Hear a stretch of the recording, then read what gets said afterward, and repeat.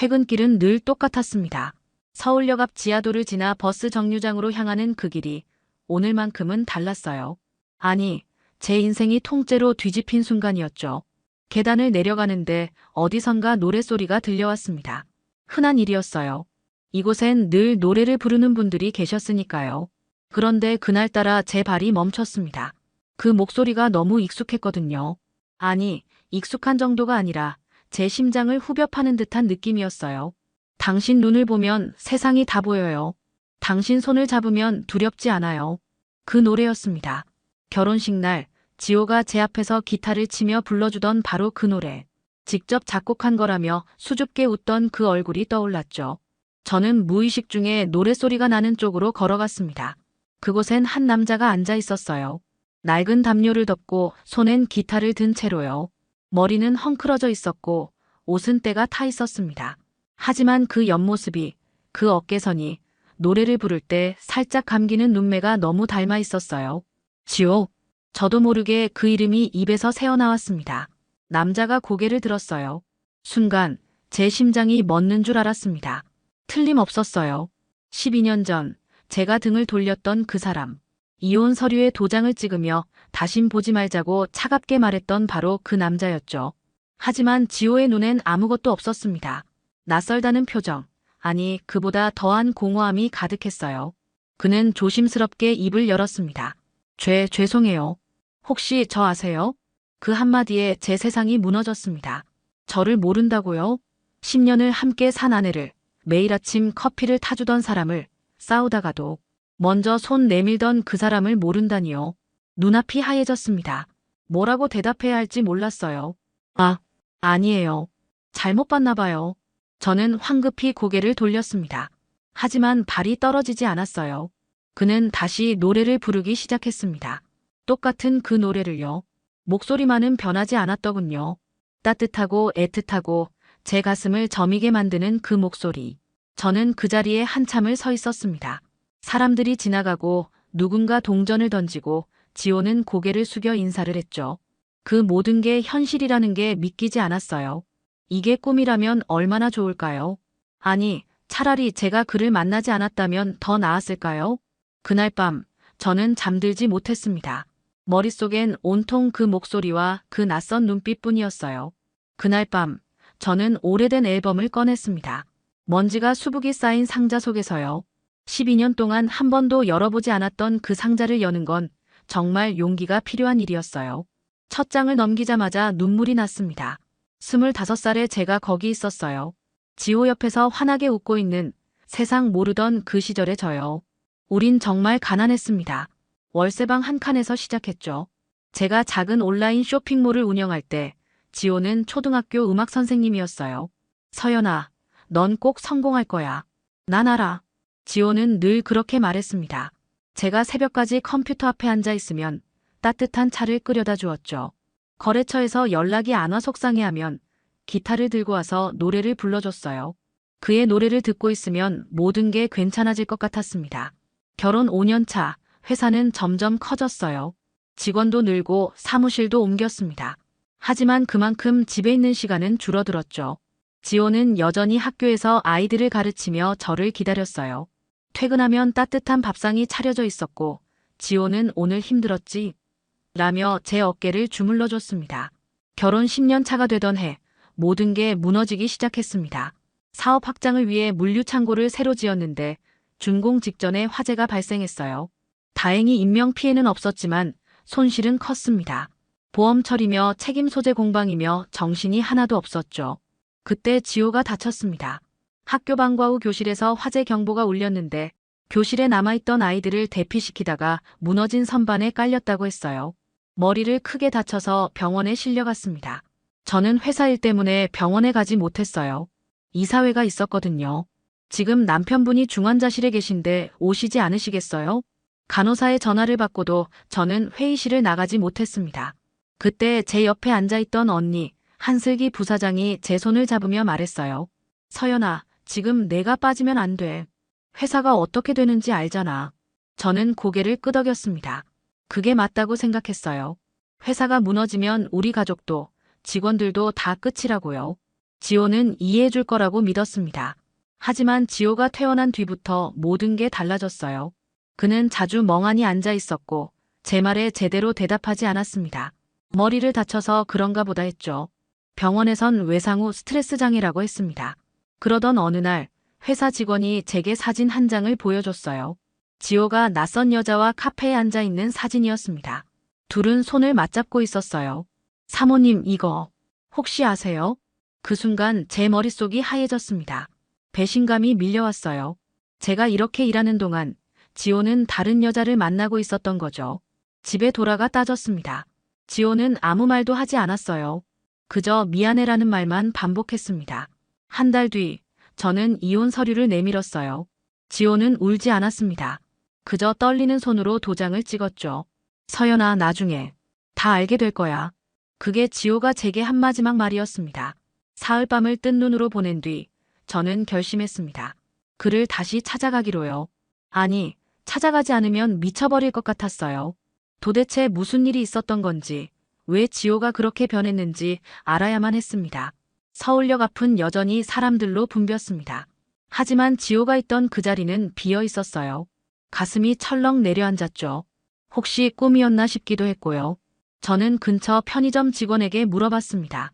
저기, 여기서 노래 부르시던 분 못 보셨어요? 기타 들고 계셨는데. 아, 그분이요? 매일 오시는데 오늘은 안 보이네요. 보통 저녁 때쯤 오시거든요. 저는 그 자리에서 기다렸습니다. 1시간, 2시간. 해가 지고 가로등이 켜질 때까지요. 그때 익숙한 뒷모습이 보였습니다. 천천히 걸어오는 지호였어요. 손엔 여전히 낡은 기타가 들려 있었습니다. 저기요. 제가 먼저 말을 걸었습니다. 지호는 고개를 들었어요. 여전히 낯선 사람을 보는 눈빛이었죠. 심장이 무너지는 기분이었습니다. 아, 안녕하세요. 혹시 저번에 보신 분이신가요? 네. 그때 노래가 너무 좋아서요. 혹시 어디서 배우신 건가요? 배웠다기보단 그냥 떠오르는 대로 부르는 거예요. 사실 저도 잘 모르겠어요. 이 노래가 원래 있던 건지 제가 만든 건지. 지호는 머리를 극적이며 웃었습니다. 그 웃음이 예전과 똑같아서 눈물이 날 뻔했어요. 혹시 노숙자 쉼터 같은 데 계세요? 네. 광희동에 있는 쉼터예요. 거기 계신 분들이 정말 잘해주셔서 저 같은 사람도 받아주시더라고요. 거기 제가 찾아가도 될까요? 도움이 필요하신 거 있으면 돕고 싶어서요. 지호는 잠시 망설이다가 고개를 끄덕였습니다. 그렇게 저는 쉼터의 위치를 알아냈어요. 다음 날 오후 저는 광희동 쉼터를 찾아갔습니다. 오래된 건물이었지만 안은 깨끗했어요. 상담실에서 한 사회복지사를 만났습니다. 김지호 씨를 찾아오셨다고요? 네. 제가 좀 도와드리고 싶어서요. 그분 상태가 어떤가요? 복지사는 한숨을 쉬었습니다. 기억상실증이에요. 정확히는 역행성 기억상실이라고 하죠. 몇 년 전 일은 전혀 기억 못하세요. 이름도 가족도 어디서 왔는지도 모르고요. 다만 노래만은 부르시더라고요. 언제부터 여기 계셨나요? 6년 됐어요. 처음엔 병원 응급실에서 발견됐대요. 머리에 심한 타박상이 있었고 신원 확인이 안 돼서 한동안 무연고 환자로 있다가 이쪽으로 오셨죠. 6년. 이혼하고 6년 동안 지호는 이렇게 살고 있었던 거예요. 가슴이 미어졌습니다. 그분을 만나볼 수 있을까요? 복지사는 고개를 끄덕이며 저를 작은 방으로 안내했습니다. 지호가 침대에 앉아 기타줄을 고치고 있었어요. 제가 들어서자 환하게 웃었습니다. 어제 그분이시네요. 정말 오셨어요? 네. 이거 드시라고 사왔어요. 저는 따뜻한 국밥과 옷 몇 벌을 내밀었습니다. 지호는 놀란 표정으로 받아들었어요. 이렇게까지. 감사합니다. 근데 제가 혹시 아는 분이세요? 아니에요. 그냥 노래가 좋아서요. 거짓말이었습니다. 10년을 함께 산 아내인데 모른다고 말해야 하다니요. 하지만 지호는 아무것도 기억하지 못했어요. 혹시 결혼은 하셨었나요? 제가 조심스럽게 물었습니다. 지호는 고개를 갸우뚱했어요. 글쎄요. 복지사님이 그러시던데 제가 결혼 반지를 끼고 있었대요. 근데 기억이 안 나요. 제 아내가 아직 있나요? 그 질문에 숨이 막혔습니다. 저는 천천히 고개를 저었어요. 아니요. 그분은 오래전에 떠나셨어요. 지호는 슬픈 표정을 지었습니다. 그랬구나. 그럼 제가 정말 혼자인 거네요.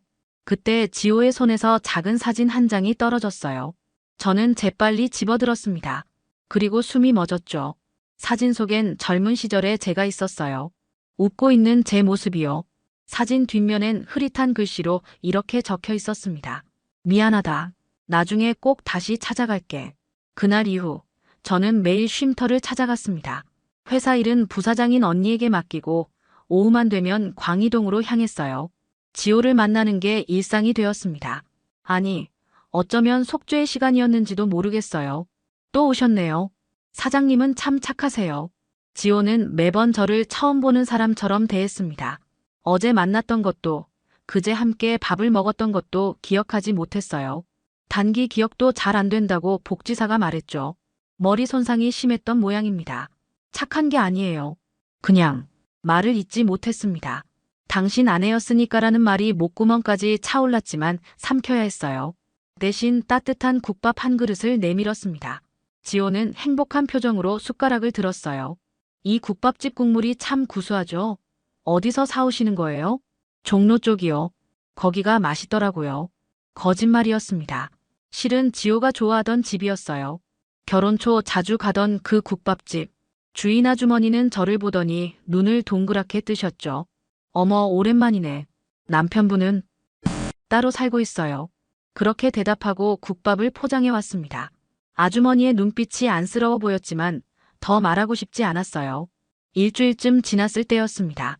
쉼터 직원인 박미선 복지사가 저를 조용히 불러냈어요. 사장님, 잠깐 얘기 좀 할 수 있을까요? 상담실로 들어가자 박 복지사는 두꺼운 파일을 꺼냈습니다. 지호 씨 관련 기록이에요. 사실 저희도 신원 파악을 계속 시도했었거든요.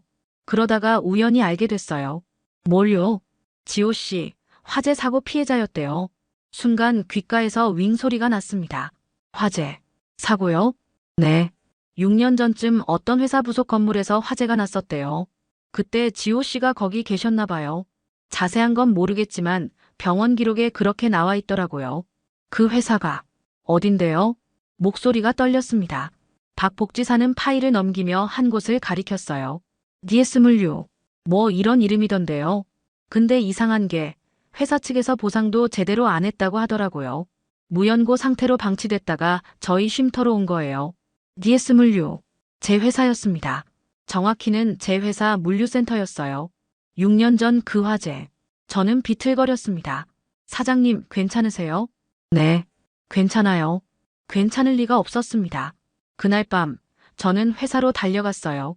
비서실 자료실에서 6년 전 사고 기록을 뒤졌습니다. 손이 떨렸죠. 파일을 열자 사고 경위서가 나왔습니다.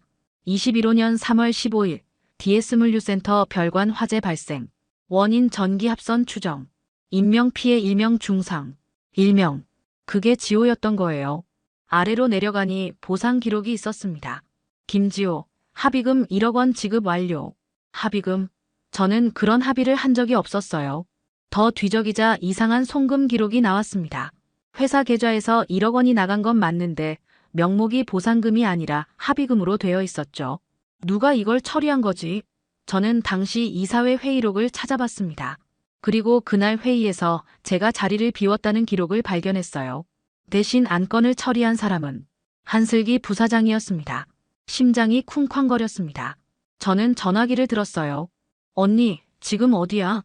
나 좀 봐야겠어. 왜? 무슨 일인데 이 밤중에? DS물류 화재 사고. 6년 전 그 일 말이야. 전화 너머로 침묵이 흘렀습니다. 한참 뒤에 언니가 말했어요. 회사로 와. 얘기하자. 1시간 뒤, 저는 언니와 마주 앉았습니다. 언니는 피곤한 얼굴로 커피를 마시고 있었어요. 언니, 그때 사고. 남편이 피해자였어. 왜 나한테 말 안 했어? 말했어봤자 달라질 게 뭐가 있니? 언니의 목소리는 차가웠습니다.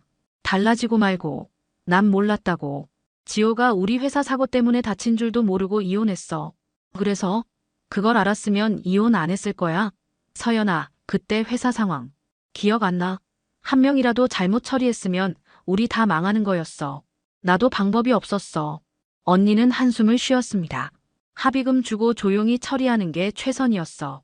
내 남편이든 누구든 회사가 살아야 직원들도 사는 거잖아. 그게 사람 목숨보다 중요해. 목숨? 살아있잖아.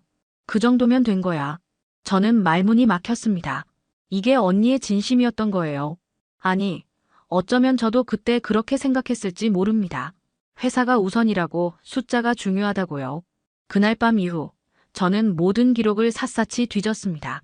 회계장부, 이메일, 회의록. 무엇 하나 놓치지 않았어요. 진실을 알아야 했습니다. 아니, 알아야만 했죠. 제가 저지른 일이 무엇인지, 지호에게 무슨 일이 있었는지요. 사흘밤을 꼬박 세운 끝에 저는 이상한 점을 발견했습니다. 합의금 1억 원이 지호명의 계좌로 입금된 건 맞았어요. 하지만 그 돈이 이틀 만에 전액 인출됐더군요. 인출 장소는 강남의 한 은행이었습니다. 이게 무슨... 지호는 그때 이미 의식이 없었을 텐데요. 병원 기록을 보니 사고 당일부터 한 달간 중환자실에 있었다고 나와 있었습니다. 그럼 누가 이 돈을 찾아간 거죠? 저는 은행 측에 문의했습니다. 개인정보라며 거절당했지만 변호사를 통해 법원 영장을 받아냈어요. 일주일 뒤 받은 자료에는 충격적인 내용이 담겨 있었습니다. 대리인 인출 김민정. 김민정. 그 이름이 낯익었습니다. 어디서 들어봤는데. 저는 급히 당시 직원 명부를 찾아봤어요. 있었습니다. 김민정. 당시 DS물류 관리팀 대리였던 사람이요. 그런데 이상했습니다. 사고 직후 퇴사했더군요. 김민정. 지금 어디 있지? 비서에게 수소문을 부탁했습니다. 사흘 뒤 연락처를 찾았다는 답이 왔어요. 저는 바로 전화를 걸었습니다. 여보세요? 조심스러운 여자 목소리가 들렸습니다. 김민정 씨죠? 저 DS컴퍼니 대표 윤서연입니다. 네. 전화 너머로 당황하는 기색이 역력했어요. 6년 전 물류센터 화재 사고 기억하시죠? 그때 김지호 씨 합의금을 대리 인출하셨더라고요. 만나서 얘기 좀 하고 싶습니다. 저는 잘 모르는데요. 모르신다고요? 통장 거래 내역이 다 남아있어요. 내일 오전 10시 회사로 와주시겠어요? 아니면 제가 찾아갈까요? 긴 침묵 끝에 김민정이 말했습니다. 알겠습니다. 가겠습니다. 다음 날 김민정은 약속 시간보다 30분 일찍 왔습니다. 수척한 얼굴에 불안한 눈빛이었어요. 회의실에 마주 앉아 그녀는 떨리는 목소리로 말했습니다. 대표님, 저는 시키는 대로 했을 뿐이에요. 누가 시켰나요? 한슬기 부사장님이요. 역시 언니였습니다. 가슴이 철렁 내려앉았어요. 자세히 말씀해 주세요. 처음부터요. 김민정은 한숨을 쉬고 입을 열었습니다. 사고 당일, 저는 야근 중이었어요. 그때 별관에서 연기가 나는 걸 봤죠. 급히 신고했는데 문이 잠겨 있었어요. 밖에서요. 밖에서? 그게 무슨... 누군가 일부러 잠근 것 같았어요. 안에서 사람 목소리도 들렸고요. 소방관들이 와서 문을 부수고 들어갔을 때 김지호 씨가 쓰러져 계셨어요. 김민정의 눈에 눈물이 고였습니다. 그 뒤로 한 부사장님이 저를 부르셨어요. 조용히 처리하라고 합의금 받아서 정리하라고 하셨죠. 김지호 씨가 의식을 잃었으니까 대리인으로 제가 돈을 받아서 부사장님께 전달했어요. 돈을 언니한테 줬다고요? 네. 그리고 저는 바로 사표를 냈어요. 더는 못 견디겠더라고요. 사람 하나가 죽을 뻔했는데 돈으로 입을 막는다는 게. 저는 두 손으로 얼굴을 감쌌습니다. 온몸이 떨렸어요. 언니는 저한테 거짓말을 한 거였습니다. 단순한 사고가 아니라 은폐였던 거죠. 그런데요. 김민정이 조심스럽게 말을 이었습니다. 한 가지 더 이상한 게 있었어요. 그날 별관에 김지호 씨 말고 다른 사람도 있었던 것 같아요. CCTV에 누군가 들어가는 게 찍혔거든요. 근데 그 영상이 사라졌어요. 사라졌다고요? 네. 제가 확인하려고 보안실 가니까 그날 자정부터 새벽까지 파일이 통째로 없어졌더라고요. 저는 숨이 막혔습니다. 이건 단순한 사고가 아니었어요. 누군가 계획적으로 꾸민 일이었습니다. 김민정 씨, 이 얘기 다른 데서는 안 하셨죠? 네. 무서웠어요. 부사장님이 그러시더라고요. 이 일 발설하면 저도 공범이 된다고요. 김민정은 흐느끼기 시작했습니다. 저는 그녀의 어깨를 토닥였어요. 괜찮아요. 이제 진실을 밝혀야 해요. 제가 책임질게요. 그날 오후 저는 언니를 다시 불렀습니다. 언니는 여유로운 표정으로 들어왔지만 제 표정을 보고는 굳어졌어요. 서연아, 왜 그래? 언니, 그날 밤 별관에 누가 있었어? CCTV는 왜 지웠고 합의금은 어디 갔어? 언니의 얼굴이 하얗게 변했습니다. 언니는 한참을 말없이 서 있었습니다. 그러다 천천히 의자에 앉더니 긴 한숨을 내쉬었어요. 알아버렸구나. 언니, 대체 왜 그랬어? 왜 나한테 거짓말을 한 거야? 거짓말이 아니라 선택이었어. 서연아, 그때 상황 기억해. 회사가 얼마나 위태로웠는데. 화재 책임 문제로 소송 들어갔으면 우리 끝이었어. 언니의 목소리는 차분했지만 눈빛은 흔들리고 있었습니다. 그래서 지호를 버린 거야? 남편을 그렇게 만든 거야? 난 아무것도 안 했어. 그냥 조용히 처리했을 뿐이야. 조용히. 사람 하나 인생이 망가졌는데. 저는 소리쳤습니다. 언니는 고개를 돌렸어요. 서연아, 내가 그때 회의실에 있었잖아. 이 회사 살리는 게 우선이라고 내가 그렇게 말했어. 난 내 말대로 한 것뿐이야. 그 말에 숨이 막혔습니다. 맞았어요. 제가 그렇게 말했었죠.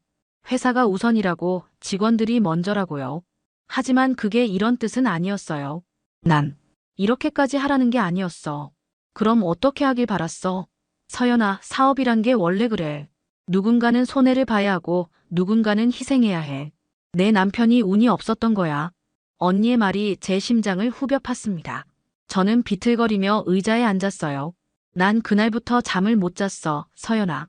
내 남편 얼굴이 자꾸 떠올라서. 하지만 선택은 이미 끝났고 돌이킬 수 없었어. 그래서 내가 이혼하게 만든 거야. 차라리 깨끗하게 정리하는 게 나을 것 같았거든. 외도 사진도. 언니는 고개를 끄덕였습니다. 억지로 만든 거야. 김지호가 상담센터 가는 거 찍어서. 그 여자는 그냥 상담사였어. 손잡은 것처럼 보이게 각도만 잡으면 되더라. 모든 게 조작이었던 겁니다. 지호의 외도도, 그와의 이혼도요. 저는 언니가 만든 거짓 위에서 살아왔던 거예요. 언니, 어떻게 그럴 수 있어? 미안해. 하지만 후회는 안 해. 그 선택 덕분에 회사가 살았고, 지금 우리가 여기 있는 거니까. 저는 천천히 일어났습니다. 언니, 이사회 소집할게. 그리고 모든 걸 밝힐 거야. 서연아, 정신 차려. 지금 그러면 주가 폭락해. 회사 망한다고. 망하면 망하는 거야. 이렇게 더러운 방법으로 지킨 회사라면 차라리 없는 게 나아. 서연아. 언니가 제 팔을 붙잡았지만 저는 뿌리쳤습니다. 그리고 그 길로 법무팀을 불렀어요. 일주일 뒤 임시 이사회가 열렸습니다. 25명의 이사들이 모두 모였어요. 저는 단상에 섰습니다. 손이 떨렸지만 목소리만큼은 단호하게 유지했어요. 여러분, 오늘 제가 밝힐 내용은 우리 회사의 치부입니다. 6년 전 DS물류 화재 사고, 그 진실을 말씀드리겠습니다. 이사들의 표정이 굳어졌습니다. 저는 준비한 자료를 스크린에 띄웠어요. 은행 거래 내역, 병원 기록, 김민정의 증언서까지요. 우리는 한 사람의 인생을 망쳤습니다. 회사를 지킨다는 명분으로 진실을 은폐했습니다. 그 사람은 지금 기억도 없이 거리를 떠돌고 있습니다. 대표님, 이건 한 이사가 일어서려 했지만 저는 손을 들어 제지했습니다. 저도 책임이 있습니다. 제가 회사만 보느라 사람을 보지 못했습니다. 하지만 이제라도 바로잡고 싶습니다. 대표님, 지금 이 얘기가 밖으로 나가면 어떻게 됩니까? 주가가 반토막 납니다. 재무이사가 소리쳤어요. 다른 이사들도 웅성거렸습니다. 돈보다 소중한 게 있습니다. 사람입니다. 제 목소리가 회의실을 채웠습니다. 저는 이번 주 안에 공식 사과문을 발표하고 피해자에게 정당한 보상을 하겠습니다. 그리고 저는 잠시 숨을 고르고 말을 이었습니다. 대표이사직에서 물러나겠습니다. 회의실이 술렁였습니다. 언니가 벌떡 일어났어요. 서연아, 내가 지금 무슨 짓을 하는지 알아? 알아요, 언니. 마땅히 해야 할 일을 하는 거예요. 그날 밤 회사 홈페이지와 언론사에 공식 사과문이 올라갔습니다. 다음 날 아침, 주가는 정말로 폭락했어요. 기자들이 몰려왔고 직원들은 불안해했습니다. 하지만 저는 후회하지 않았습니다. 오히려 가슴이 후련했어요. 6년 동안 짊어진 무게를 내려놓은 기분이었습니다. 그리고 저는 광희동 쉼터로 달려갔습니다. 지호에게 모든 걸 말해야 했어요. 비록 그가 기억하지 못하더라도 저는 말해야 했습니다. 쉼터에 도착했을 때 지호는 작은 정원에서 기타를 치고 있었어요. 제가 다가가자 환하게 웃었습니다. 안녕하세요, 사장님. 지호 씨. 아니, 지호. 저는 떨리는 목소리로 말했습니다. 제가 할 말이 있어요. 들어주시겠어요? 지호는 기타를 내려놓고 고개를 갸우뚱했습니다. 제 목소리가 평소와 달랐던 모양이에요. 무슨 일이세요? 안색이 안 좋으신데. 앉아요. 긴 얘기예요. 우리는 나무 벤치에 나란히 앉았습니다. 저는 손을 꽉 쥐었어요. 어디서부터 시작해야 할까요? 아니, 어떻게 말해야 지호가 이해할 수 있을까요? 지호 씨, 당신은 6년 전에 제 회사에서 사고를 당했어요. 네, 화재 사고였어요. 그때 크게 다쳐서 기억을 잃었고요. 제가 그걸 몰랐어요. 아니, 알려고 하지 않았던 것 같아요. 지호의 눈이 커졌습니다. 하지만 곧 혼란스러운 표정이 됐어요. 사장님이 그걸 어떻게? 저는 사장이 아니에요. 아니, 맞기도 하고 아니기도 하죠. 저는 가방에서 낡은 사진 한 장을 꺼냈습니다. 결혼 사진이었어요. 웨딩드레스를 입은 제가 지호와 함께 웃고 있는 사진이요. 이게 저예요? 그럼 이 여자분은 저예요. 윤서연. 당신 아내였던 사람이요. 지호는 사진을 빤히 들여다봤습니다. 손가락으로 사진 속 제 얼굴을 조심스럽게 쓰다듬었어요. 우리가 부부였다고요? 네. 10년 동안요. 그런데 제가 당신을 떠났어요. 사고 직후에요. 오해 때문이었어요. 거짓말에 속아서 당신이 다른 여자를 만난다고 믿었죠. 눈물이 흘러내렸습니다. 멈출 수가 없었어요. 하지만 진짜는 달랐어요. 당신은 아무 잘못도 없었어요. 제 회사가 제가 당신을 그렇게 만든 거예요. 미안해요. 정말 미안해요. 지호는 말없이 제 눈물을 바라봤습니다. 그러다 천천히 손을 뻗어 제 뺨에 흐르는 눈물을 닦아줬어요. 그 손길이 너무 따뜻해서 더 울음이 터졌습니다. 기억은 안 나요. 하나도요. 지호가 조용히 말했습니다. 하지만 이상하게 당신을 보면 마음이 아파요. 처음 봤을 때부터 그랬어요. 왜 그런지 몰랐는데. 지호, 이제 알 것 같아요. 기억은 사라져도 마음은 남나 봐요. 그 말에 저는 더 이상 참을 수 없었습니다. 지호의 어깨에 얼굴을 묻고 한참을 울었어요. 지호는 서툴게 제 등을 토닥여줬습니다. 마치 예전처럼요. 그날 이후 저는 회사를 정리했습니다. 대표직은 언니에게 넘기고 제 지분 대부분을 처분했어요. 그 돈으로 화재 피해자 가족들을 찾아가 보상했습니다. 그리고 지호의 치료비와 재활 비용을 전액됐죠. 박 복지사는 좋은 병원을 소개해줬습니다. 기억장애 전문의가 있는 곳이었어요. 진료를 받은 지호는 천천히 치료를 시작했습니다. 약물 치료와 함께 인지 재활도 받았어요. 완전히 회복되긴 어렵습니다. 하지만 부분적으로 기억이 돌아올 순 있어요. 의사 선생님이 말했습니다. 저는 고개를 끄덕였어요. 괜찮았습니다. 기억이 안 돌아와도요. 그냥 지호 옆에 있을 수 있다면 그걸로 충분했어요. 석 달쯤 지났을 때였습니다. 저는 지호와 함께 종로 국밥집에 갔어요. 주인 아주머니는 우리를 보더니 눈시울을 붉혔습니다. 오랜만이네요. 둘이 함께 오다니. 네, 이제 다시 시작하려고요. 국밥을 먹는데 지호가 갑자기 숟가락을 멈췄습니다. 그리고 제 얼굴을 빤히 쳐다봤어요. 서연. 응, 서연. 맞죠? 심장이 쿵 내려앉았습니다. 그래, 맞아. 불이 났었어요. 문이 잠겨 있었고 아이가 울고 있었어요. 지호의 눈에 눈물이 고였습니다. 구해야 했어요. 그 아이를. 그래, 당신은 구했어. 잘했어, 지호. 저는 지호의 손을 꽉 잡았습니다. 지호는 잠시 멍한 표정을 짓다가 천천히 웃었어요. 나 기억나요, 서연. 조금씩이지만 그날 밤 우린 예전에 살던 동네를 걸었습니다. 작은 월세방이 있던 그곳이요. 지호는 골목을 보더니 말했습니다. 여기 우리 살았던 데 맞죠? 응, 기억나. 어렴풋이요. 당신이 밤늦게까지 일하고 나는 옆에서 기타 치던 거. 맞아. 당신 노래 들으면서 일했어. 우린 함께 웃었습니다.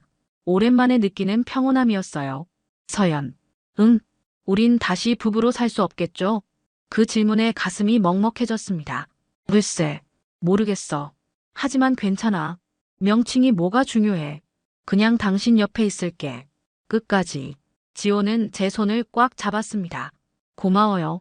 기억을 잃어도 당신만큼은 잊지 않을게요. 이번엔요. 우린 그렇게 밤하늘 아래 서 있었습니다. 차가운 바람이 불었지만 손은 따뜻했어요.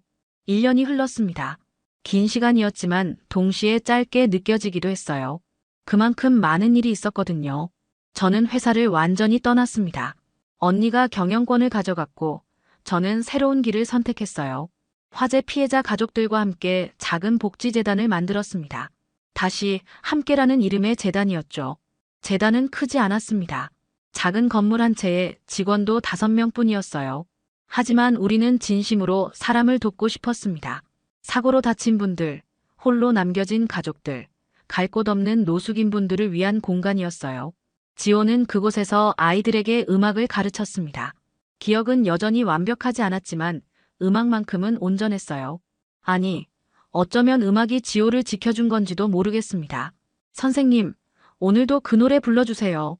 아이들은 지호를 좋아했습니다. 지호가 기타를 치며 노래를 부르면 아이들은 눈을 반짝이며 따라 불렀어요. 그 모습을 보고 있으면 가슴이 뭉클해졌습니다. 당신이 불러주던 그 노래, 이제 아이들이 불러요. 어느 날 제가 말했습니다. 지호는 빙그레 웃었어요. 좋네요. 노래는 이어지는 거니까요. 나에게서 당신에게, 당신에게서 아이들에게. 지호의 기억은 조금씩 돌아왔습니다.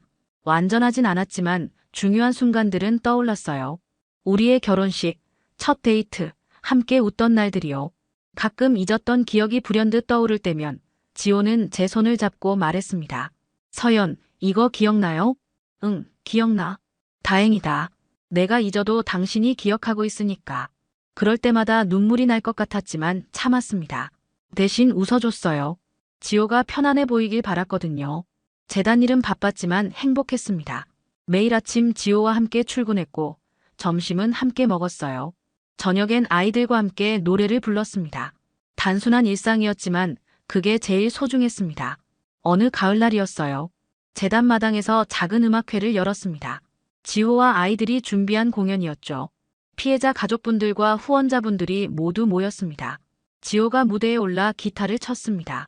그리고 노래를 부르기 시작했어요. 바로 그 노래, 우리 결혼식 때 불렀던 노래였습니다. 당신 눈을 보면 세상이 다 보여요. 당신 손을 잡으면 두렵지 않아요. 저는 객석에 앉아 울고 있었습니다. 기쁨과 슬픔이 동시에 밀려왔어요. 얼마나 돌아왔는지, 얼마나 멀리 왔는지 믿기지 않았습니다. 노래가 끝나고 지호가 무대에서 내려왔습니다. 제 앞에 서더니 손을 내밀었어요. 서연 씨, 춤 한 곡 추실래요? 여기서요? 응, 예전에도 그랬잖아요. 결혼식 때. 저는 지호의 손을 잡았습니다. 우린 마당 한가운데서 천천히 춤을 췄어요. 음악도 없었지만 괜찮았습니다. 지호가 작게 노래를 불러줬거든요. 주변 사람들이 박수를 쳤습니다. 아이들은 환호했고 어르신들은 눈물을 닦았어요. 저도 모르게 웃고 있었습니다. 지호. 응. 행복해. 응. 당신은? 나도. 그날 밤 우린 재단 옥상에 올라갔습니다. 서울의 야경이 한눈에 보이는 곳이었어요. 지호는 난간에 기대어 하늘을 올려다봤습니다. 서연 알아요? 내가 기억 못하는 게 어쩌면 다행인 것 같아요. 왜요? 힘들었던 것도 다 잊었으니까요. 대신 지금 이 순간만 기억하면 되잖아요. 당신과 함께 있는 이 순간만요. 저는 지호의 손을 꼭 잡았습니다. 그래. 우린 지금부터 시작하는 거야. 응. 다시 함께. 지호가 미소 지었습니다. 그 웃음이 너무 예뻐서 한참을 바라봤어요. 시간은 계속 흘렀습니다. 계절이 바뀌고 사람들이 오고 갔어요. 하지만 우리의 자리는 변하지 않았습니다. 매일 아침 함께 일어나고 함께 밥을 먹고 함께 노래를 불렀어요. 어느 날 언니에게서 연락이 왔습니다. 만나자고 했어요. 1년 만이었습니다. 카페에서 마주 앉은 언니는 많이 야위어 있었습니다. 서연아, 미안해. 언니, 내가 정말 미안해. 그때 내가 너무 잘못했어. 용서해 줄 순 없겠지만 그래도 말하고 싶었어. 저는 고개를 저었습니다. 언니도 선택의 기로에 있었을 거예요. 쉽지 않았을 거고요. 이제 다 지난 일이에요. 고마워. 정말 고마워. 언니는 눈물을 닦았습니다. 우린 한참을 말없이 앉아 있었어요. 집으로 돌아가는 길, 지호가 물었습니다. 언니 만나고 왔어요? 응. 어떻게 알았어? 표정 보면 알죠. 지호가 웃으며 제 손을 잡았습니다. 괜찮아요? 응. 이제 다 괜찮아. 정말 그랬습니다. 모든 게 괜찮아졌어요. 그날 밤 우린 셋이 둘러앉아 저녁을 먹었습니다. 지호, 저, 그리고 재단에서 함께 일하는 박 복지사요. 소박한 식탁이었지만 웃음꽃이 피었습니다. 기억은 사라질 수 있지만 마음은 남아요. 제가 말했습니다. 그게 우리가 다시 살아가는 이유예요. 사랑하는 사람들과 함께 새로운 하루를 만들어가는 거죠. 지호가 고개를 끄덕였습니다. 맞아요. 우린 매일 새로 시작하는 거예요. 창밖으로 별이 빛났습니다. 우린 그렇게 오늘을 마무리하고 내일을 기다렸어요.